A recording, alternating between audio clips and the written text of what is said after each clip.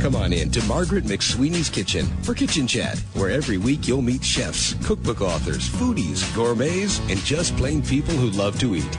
And along with laughter, chat, recipes, and stories about food, you'll sometimes also hear words of inspiration, love, and hope. As Margaret always says, Kitchen Chat is food for the senses and food for the soul.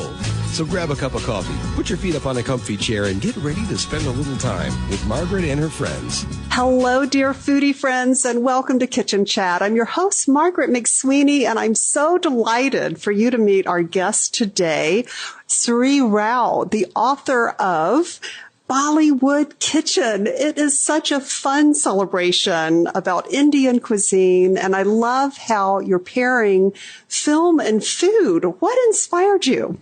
Well, everyone loves dinner and a movie, right? So this is my version of dinner and a movie using Bollywood films. You know, so Bollywood, as many people are aware, is the Indian film industry, and it gets its name from Hollywood in Bombay. So Bollywood, putting those two words together. And it's the largest film industry in the world. They produce like 1,500 movies a year. And they sell twice as many tickets as we do here in Hollywood. It's very popular, not just in India, but in the UK and in the Middle East, all over the world. And the great thing about these movies is that they are all musicals. Yay. So anyone who loves a musical will love Bollywood because they're so colorful and gorgeous sets and costumes and choreography. So I decided to pick my favorite Bollywood movies that anyone who has not watched Bollywood before would enjoy. Movies that you can watch online on Netflix or Sling TV, Amazon, iTunes. And then with each film, I paired one of my home-cooked Indian meals based on recipes from my mom. I love that. And it is a celebration of the world, the taste of the world here on Kitchen Chat.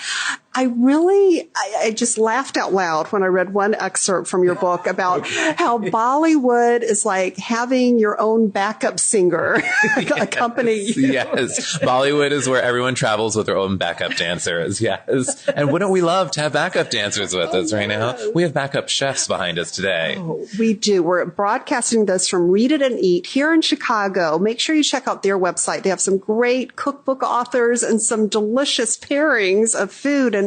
And we'll give you a sneak peek behind the kitchen soon. But first, we want to talk about these wonderful pairings and just to have a greater appreciation of just this love of all things Bollywood in India. What was the beginning of this? So I was born and raised in a small town in Pennsylvania, of all places. And when I was growing up, there were very few Indian families around. I was pretty much the only non-white kid in my high school. And so the only ways that I was connected to my Indian tradition, my parents are from India, the only way that I connected to my culture and my heritage were through the wonderful meals that my mom would prepare every night at 6 o'clock for dinner. And I loved eating that food.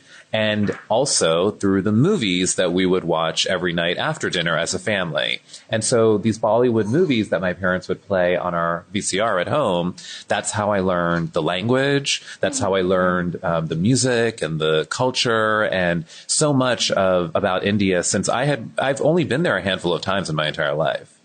And I love, too, how it really is so timely, this book, because there is such a great Indian influence. Yeah, I'm really excited. I feel like we're at a moment right now in America where people are really appreciating Indian culture. And so I'm sure there are a lot of people that love yoga, that are trying meditation, all of these things that come from my culture that people are discovering is a really healthy way of living. You know, meditation is great for your mind and for your body. Yoga is the same. And with the food, Indian food is incredibly healthy. And unlike the Indian food that you find in a lot of restaurants here in the United States, some of that stuff can be unhealthy. There's a lot of cream, there's a lot of oil, there's a lot of fried foods. But the way that we eat at home is so much simpler and so healthy. A lot of vegetarian dishes and vegan dishes, because in India there are hundreds of millions of vegetarians. So we really wrote the book on vegetarian cuisine in making vegetables not boring, but full of flavor and just as vibrant as meat dishes. Now, my book is not all vegetarian, but there are meat dishes in here as well. But we use lean meats, chicken chicken and fish and seafood. So incredibly healthy. I think people are discovering all those aspects of Indian culture. But I was so surprised about okra. I grew up in the South. I grew up in Alabama, and okra was just a staple in our household. Yeah. And to read how prevalent it is in India as well. Yeah, okra is a really popular vegetable in India. And it's interesting because I think what people will discover is that Indian food is not intimidating to make. People have that impression that Indian food is going to be complicated, that there's going to be a lot of obscure ingredients. But the thing is that there are so many familiar components of it, like okra, like other vegetables that are in here, green beans and chickpeas and kidney beans, chicken and fish and shrimp, all ingredients that you're familiar with. And then the spices, I really want to clear up to people two things. One is that people think that Indian food is really spicy, that it's going to be really hot. And I'm sure there are some people that love hot food, but there are a lot of people that don't like hot food. And the thing is, I don't like hot food. I don't eat spicy food, and I eat Indian food all the time. So Indian food is not supposed to be hot. It's supposed to be flavorful.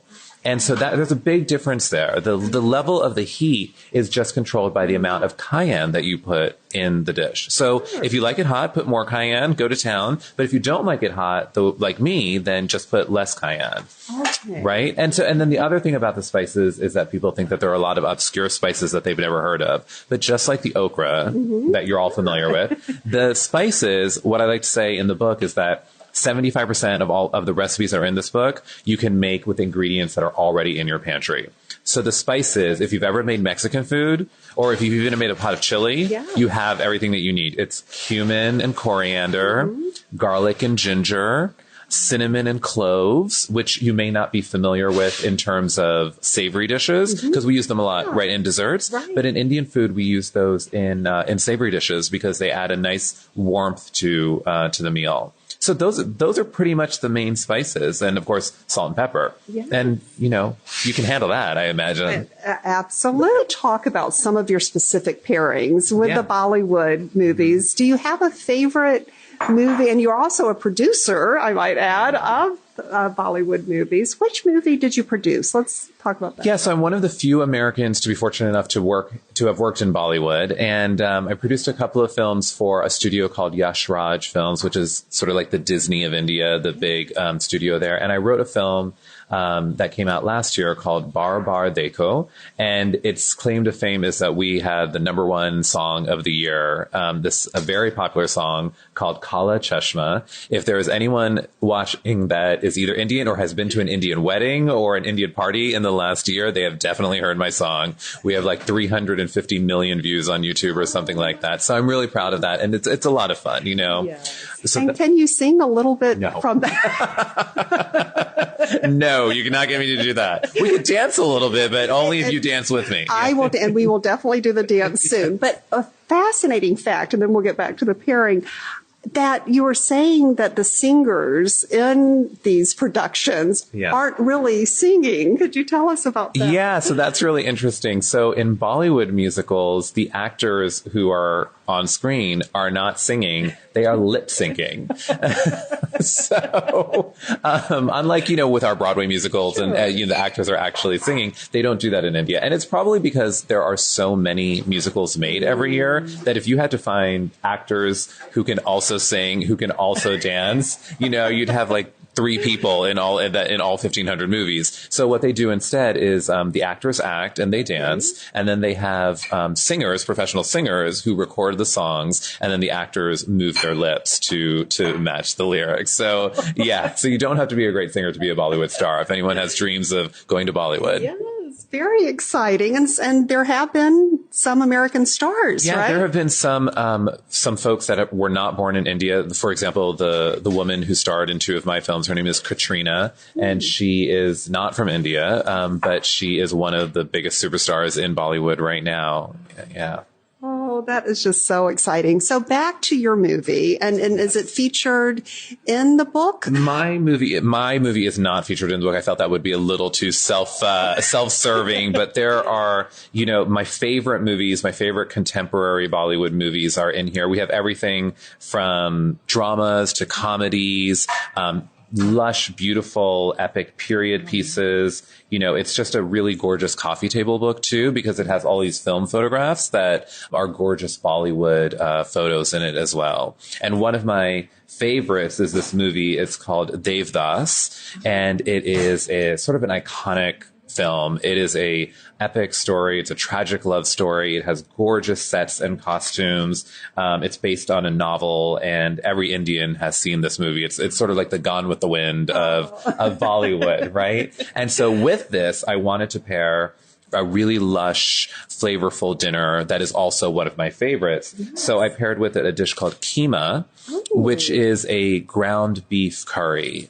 And it's one of my family's favorites. And I wanted people to discover it because it's so simple and it's so accessible to American cooks because it's made out of ground beef, you know? And if you can crumble some ground beef in a pan and stew it with some tomatoes and some spices, then you can make keema. And I trust me, it takes ground beef to a whole other level. You will love it. Wow. I'm actually working with her on an American project right now for ABC. Yes, you have so many hats that you're wearing, and this is the ABC sitcom with Priyanka Chopra yes, as well? Yeah. Priyanka Chopra, who a lot of people know from Quantico, is producing my project along with this woman, Madhuri Dixit, who is sort of the Julia Roberts of Bollywood, and she has a very interesting story. The project that I'm writing for ABC is inspired by her own life.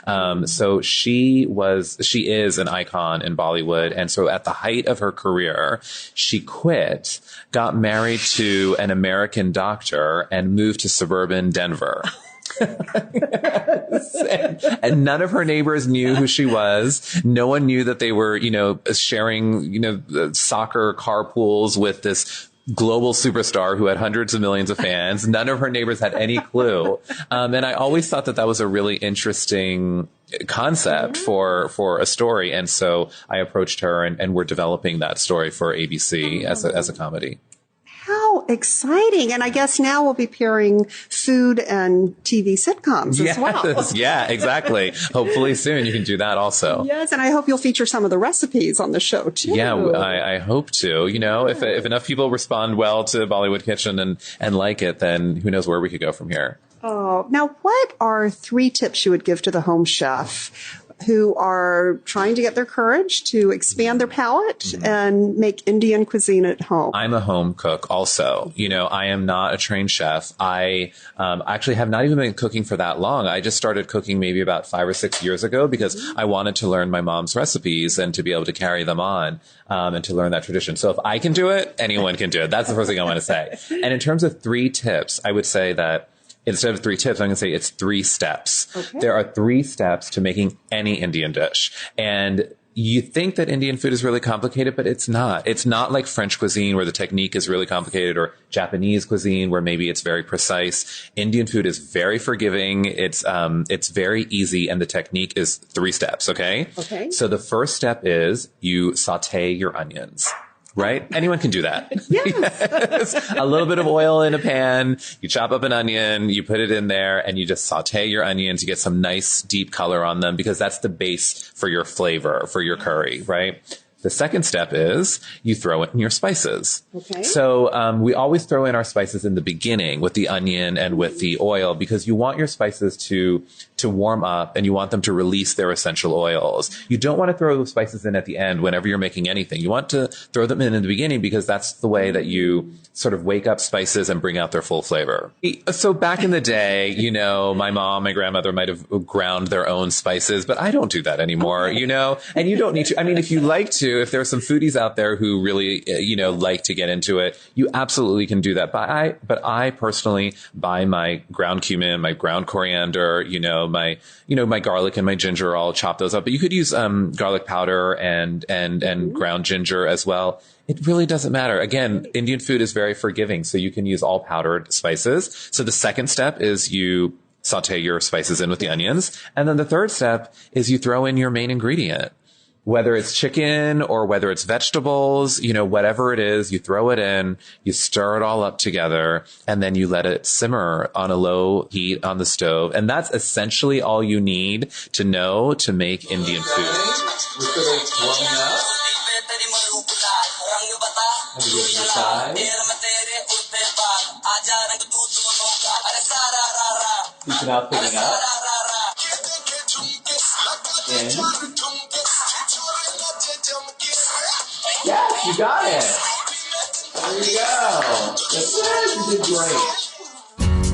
Thanks for joining Margaret for Kitchen Chat today. Margaret would be so excited for you to drop by and visit with her at kitchenchat.info, where you'll enjoy podcasts, blogs, recipes, tips from chefs, and even great giveaways. She invites you to share your recipes and kitchen stories too. As Margaret always says, savor the day.